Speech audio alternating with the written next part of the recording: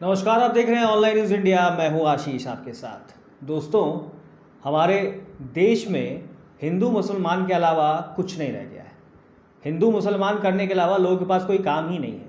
ऐसे कई लोग हैं जिनको बस एक दूसरे के धर्म पे उंगली उठाकर, एक दूसरे के धर्म पर सवाल उठाकर, एक दूसरे के धर्म के भगवान पर गलत बातें बोलकर खुशी मिलती है और समझते हैं कि यही जो बात है, यही हमारे हिंदुत्व की पहचान है या ये हमारे धर्म के प्रति यही हमारा प्यार है।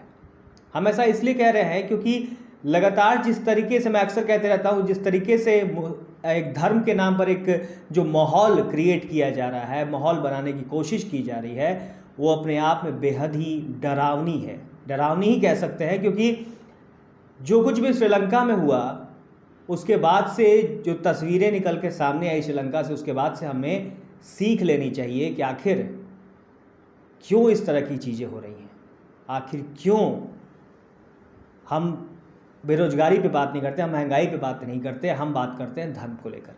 खैर, इन सब बातों पे हम बात करेंगे, लेकिन आपको हम बता दें कि एक बार फिर जिस तरीके से नुपुर शर्मा को लेकर विवाद हुआ था, पैगंबर मोहम्मद साहब को लेकर उन्होंने अभद्र टिप्पणियाँ की थी, टिप्पणियाँ करने के बाद जिस तरीके से दंगा भड़का, उदयपुर की बात कर लें चाहे और भी बातें कर लें, लगातार जिस तरीके से दंगा भड़का, तो कहीं ना कहीं एक सवाल खड़ा हो गया था।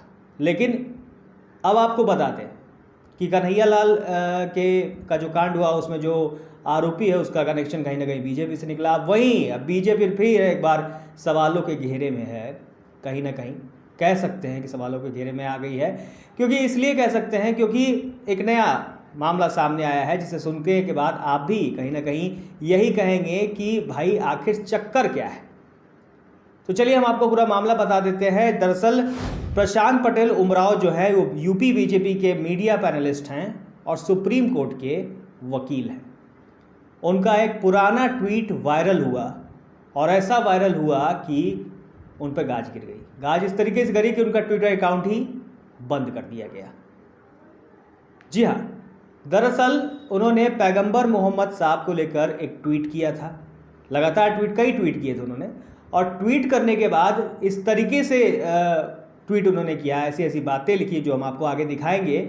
ऐसी ऐसी बातें लिखी जिसके बाद से उनका ट्विटर अकाउंट जो है वो सस्पेंड कर दिया गया, बंद कर दिया गया। तो चलिए आपको पूरा मामला हम समझा देते हैं। आपको जो ललन टॉप की हम रिपोर्ट दिखाते हैं। पहले ललन टॉप का ये देखिए ट्वीट किया है उन्होंने लिखा है, प्रशांत पटेल उमराव यूपी बीजेपी के मीडिया पैनलिस्ट और सुप्रीम कोर्ट के वकील हैं। सोशल मीडिया पर प्रशांत पटेल उमराव के कुछ पुराने विवादित ट्वीट वायरल हुए। इन विवादित ट्वीट्स के वायरल होने के बाद प्रशांत उमराव का ट्विटर अकाउंट डीएक्टिवेट दिखने लगा है।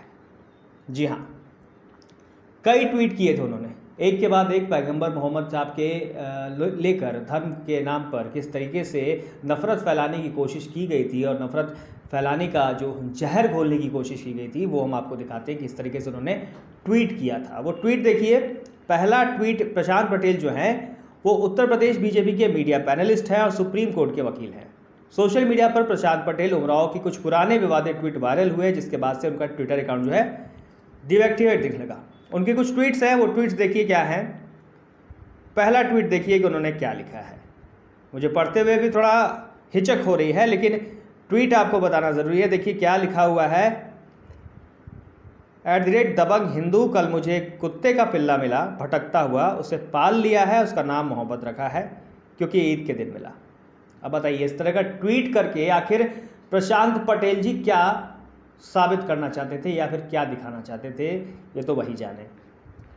दूसरा ट्वीट देखिए, जुलाई 2013 में किया गया था। पहला जो ट्वीट था वो यही था, और 10 अगस्त को ये पहला ट्वीट किया गया था। @निमेश चंद्राम, मोहम्मद की पत्नी का घर की जगह अब शौचालय बन गया है, मोहम्मद का जन्म स्थान को तोड़कर लाइब्रेरी बन गई है। बताइए, ये सुप्रीम कोर्ट के वकील हैं, सर्वोच्च न्यायालय के वकील हैं। वकील जो एक जाना माना एक ओहदा है, एक रेपुटेशन है समाज में वकील की, और एक वकील की इस तरह की भाषा कहीं ना कहीं समझ से परे है। और वो बीजेपी के मीडिया पैनलिस्ट भी हैं। मीडिया पैनलिस्ट होने के नाते उन्हें अपने ज़ुबान पर कंट्रोल रखना चाहिए। खासा धर्म के नाम पर इस तरह की चीज़ें नहीं कहनी चाहिए, लेकिन कुछ लोग होते हैं इस तरीके से जो धर्म को बदनाम करके, धर्म के बारे में गलत सलत बोल के वो समझते हैं कि हमने बहुत बड़ा तीर मान लिया है। धर्म के नाम पर कुछ भी बोल जाना है, कुछ भी ट्वीट कर देना है और उसके बाद वो समझते हैं कि हमने बहुत बड़ा तीर मार लिया है। खैर, आगे हम बात करते हैं उसका। देखिए, एक और विवादित ट्वीट उनका सामने आया जिसमें उन्होंने लिखा है, जिसको मैं पढ़ नहीं सकता, ट्वीट देख लीजिए। और जिस तरीके से ट्वीट है वो कहीं ना कहीं ये दर्शा रहा है कि प्रशांत पटेल की मानसिकता क्या हो सकती है, धर्म को लेकर किस तरीके से विवादित टिप्पणियां ये कर रहे हैं। प्रशांत पटेल बीजेपी के मीडिया पैनलिस्ट हैं, सुप्रीम कोर्ट जो सर्वोच्च न्यायालय है उसके वकील हैं। उस तरह के बाद उनकी ऐसी मानसिकता, ऐसी सोच, कहीं ना कहीं मतलब इस सोच पे भी समझ नहीं आता कि इस पर क्या कहें, क्योंकि सर्वोच्च न्यायालय के एक वकील को इस तरह की भाषा बिल्कुल शोभा नहीं देती। खैर, आपको ललन टॉप की रिपोर्ट दिखाते हैं। उसमें लिखा गया है कि प्रशांत पटेल उमराव के पुराने विवादित ट्वीट्स वायरल होने के बाद ट्विटर पर उनका अकाउंट डीएक्टिवेट दिखने लगा। हालांकि ये साफ नहीं हुआ कि क्या उन्होंने खुद अपना अकाउंट डीएक्टिवेट किया है या फिर ट्विटर की तरफ से कदम उठाया गया है। इस संबंध से जानकारी हासिल करने की कोशिश की गई थी, लेकिन उन्होंने कुछ भी जानकारी देने से मना कर दिया गया। आप समझ सकते हैं जानकारी कहाँ से देंगे, क्योंकि उनको ही पता है कि किस तरीके से उन्होंने धर्म के नाम पर एक गंदा कृत्य किया है, गंदा काम किया है। किसी के धर्म को लेकर इस तरह की भाषा कहीं ना कहीं अपने आप पे एक सवाल खड़ा करती है कि ऐसी मानसिकता के लोग भी हमारे समाज में हैं, जो भाई धर्म के नाम पर टिप्पणियां करना, धर्म के नाम पर खेल खेलना, ये अपने आप में समझ से परे है कि आखिर ऐसा क्यों। और देखिए, आपको एक और हम दिखाते हैं। देखिए, ये इसमें साफ साफ दिख रहा होगा आपको कि this account does not exist. Prashant Patel Umrao को उत्तर प्रदेश विजय की तरफ से मीडिया पैनलिस्ट नियुक्त किया गया था।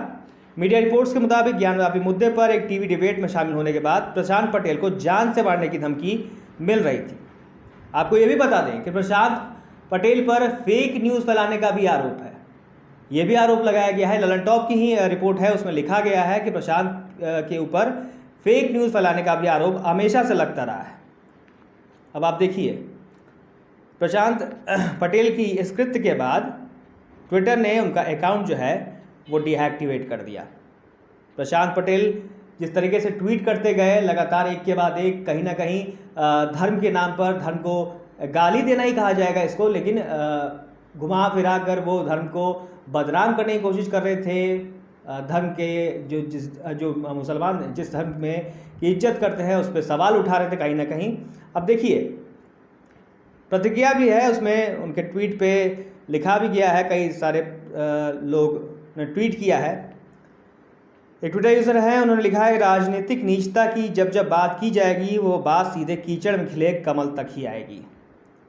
एक दूसरे ट्विटर यूज़र ने लिखा है, धर्म के लोगों को भी क्यूट करना आता है, पर मर्यादा भी कोई चीज़ होती है। सही बात है, धर्म के नाम पर पहले तो टिप्पणी करनी ही नहीं चाहिए, लेकिन अगर टिप्पणी करते करते आप अपनी मर्यादा भूल जाएं तो ये तो भाई कुछ कहना ही नहीं है कि भाई आप अपनी मर्यादा तक को भूल गए, अपनी भाषा की गरिमा को भूल गए कि भाई एक गरिमा क्या होती है भाषा की। और आपने ऐसी ऐसी बातें लिख दी कि जो हम पढ़ भी नहीं सकते, इस ट्वीट को उसे बता भी नहीं सकते। आप समझिए कि जब हम पढ़ नहीं सकते और वो जो है वो बीजेपी के मीडिया पैनलिस्ट हैं, और सबसे बड़ी बात जो सर्वोच्च न्यायालय है उसके वकील हैं, भाई उनको तो अपनी भाषा पे खासा नियंत्रण रखना चाहिए।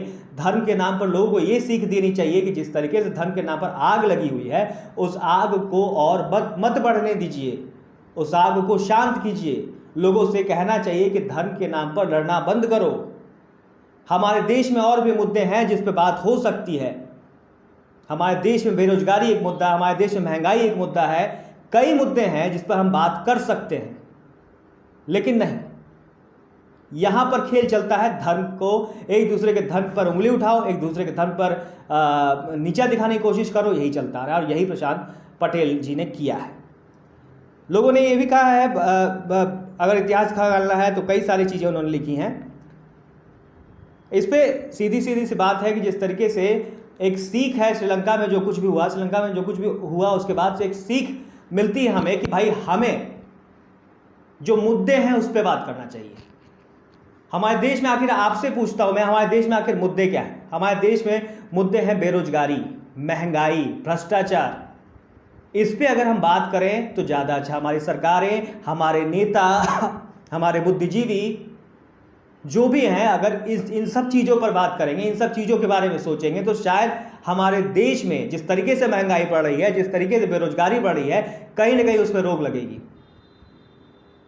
और भगवान न करे कि जो स्थिति अभी धर्म के नाम पर, क्योंकि श्रीलंका में भी यही खेल खेला गया था।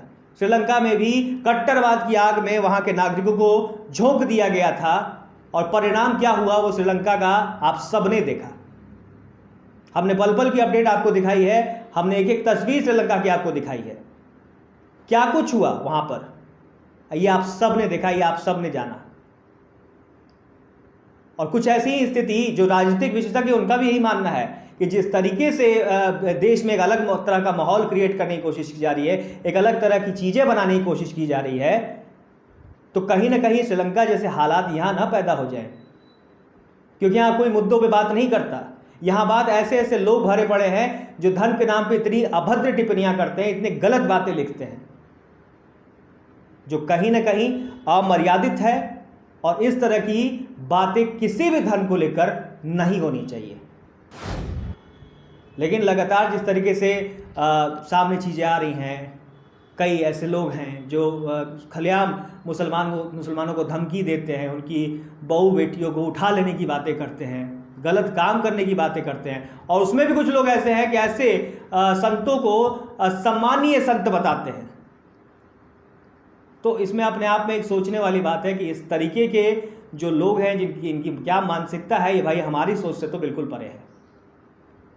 दोस्तों, अपील यही है कि धर्म के नाम पर जो ये खेल चल रहा है वो बंद होना चाहिए। दोस्तों, अगर आपको हमारा ये वीडियो अच्छा लगा हो तो कमेंट जरूर करें।